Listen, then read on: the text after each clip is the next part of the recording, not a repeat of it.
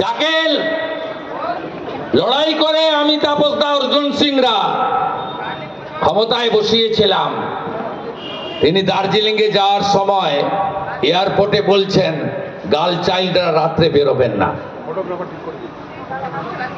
তাহলে মা কালীর কালকে যে পুজো হবে, অমাবস্যা না লাগলে পুজো করতে পারবেন? অমাবস্যা লাগবে, রাত্রে পুজো হবে, সারা রাত্রি পুজো চলবে। এটা তো মা কালী পুজোর রীতিনীতি। আপনি বলুন, আমাদের মুখ্যমন্ত্রী বলছেন, আমি রাজনীতির কথা বলছি না, আমাদের প্রশাসনিক কর্ত্রী অভিভাবিকা তিনি বলছেন গার্ল চাইল্ড রাত্রে বেরোবে না। তিনি বলছেন মহিলাদের সুরক্ষা নিজেরাই বুঝে নিতে হবে। হাত তুলে নিলেন। আপনি তো বাঙালি না? লজ্জা হচ্ছে না?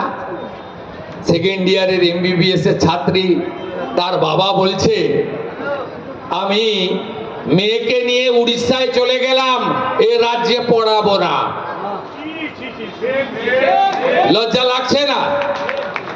তাই সকালবেলা দুপুর পর্যন্ত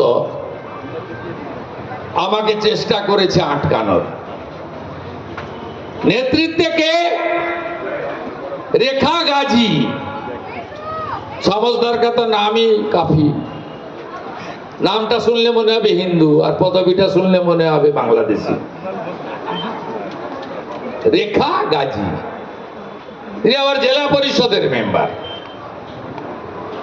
কিন্তু আটকাতে পারেনি। সব জায়গায় গেছি, সব জায়গায় মায়ের উন্মোচন করেছি। আরে মোগল পাঠান পারেনি, তুমি কে? হরিদাস পাল। সোমনাথ মন্দির ভেঙে গুড়িয়ে দিয়েছিলে, সর্দার বল্লভ ভাই পাটেল আবার খাড়া করে দিয়েছিল। আমরা তো সেই সনাতন, যার আদি নেই অন্ত নেই, তার নাম সনাতন। কবে জাগবেন কলকাতার হিন্দুরা? সেকুলারিজম শব্দটাকে তুলে দেন। যেখানে হিন্দু বেশি আছে ওখানেই সেকুলারিজমের শব্দ আছে। যেখানে হিন্দু কম সেখানে সারিয়া মুসলিম পার্সোনাল ল বোর্ড চলে, সেখানে সেকুলারিজম চলে না। একটু জাগুন আপনারা, আমরা সাফ করে দেব গাঁগঞ্জ, চিন্তা নেই। কলকাতাটা একটু জাগুন আপনারা। সেফ প্যাসেজে থাকবেন না। এক বছরে ৮,২০০ স্কুল বন্ধ হয়েছে। এবারে উচ্চ মাধ্যমিকের পরে ৩ মাস স্কুল বন্ধ ছিল। সবকে বলে দিচ্ছে টেকনো ইন্ডিয়ার সত্যমের কাছে গিয়ে ভর্তি হও। একটা প্রাইভেট স্কুলে বাচ্চা পড়ালে কত টাকা লাগে? ৫,০০০ টাকা মিনিমাম। কলেজে হলে ১৫,০০০ টাকা, ইউনিভার্সিটিতে হলে ২০,০০০ টাকা। ৩ মাস ভর্তি বন্ধ রেখে সব প্রাইভেট কলেজগুলোকে, ইউনিভার্সিটিগুলোকে ১,০০০ কোটি টাকা ব্যবসা করার সুযোগ দিয়ে তারপরে পশ্চিমবঙ্গের ভর্তি চালু হয়েছে। আপনি রাজনীতির কথা ছেড়ে দেন।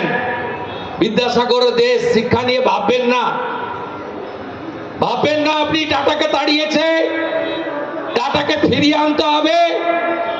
অনেক আগে, আমরা তখন ওই দলেই ছিলাম। ২০০৮ সাল রতন টাটাজি বললেন, আমাকে ট্রিগার মাথায় রেখে পশ্চিমবঙ্গ ছাড়তে বাধ্য করালো। রতন টাটা বললেন, আমি খারাপ এমকে ছাড়লাম, ভালো এমের কাছে যাচ্ছি। অর্থাৎ গুজরাট, নরেন্দ্র দামোদর দাস মোদী নিয়ে চলে গেলেন ন্যানোর কারখানা। ৬,৮৮৮টা কারখানা বন্ধ হয়েছে। খুব আনন্দে আছেন না? ২,১৫,০০,০০০ বেকার, ৬০ লক্ষ পরিযায়ী শ্রমিক। বিহারিরা বাহারি, উড়িয়া উৎকলের লোকেরা বাহারি, গুজরাটিরা বাহারি, শিখরা বাহারি, মারাঠিরা বাহারি, সিন্ধ্রিরা বাহারি, জৈনরা বাহারি, রাজস্থানের মারোয়াড়িরা বাহারি, আর রোহিঙ্গা আর বাংলাদেশের ঘুষপেটিয়ারা আমার দামাত। বলেনি মুখ্যমন্ত্রী কদিন আগে ভবানীপুরে সব বাহারিরা ঢুকে গেছি? কারা বাহারি? অল আর ইন্ডিয়ান, অল আর ইন্ডিয়ান, আমরা ভারতীয়। একটা কথাই মায়ের সামনে বলবো, মাঠ না মাঠ চাষ করছে, আবার হিন্দি বলা হিন্দু, বাংলা বলা হিন্দু। খুব গায়ে লাগছে, যন্ত্রণা বাড়ছে। পরের বছর থাকবে না ওরা, এটা আরো বড় করে হবে।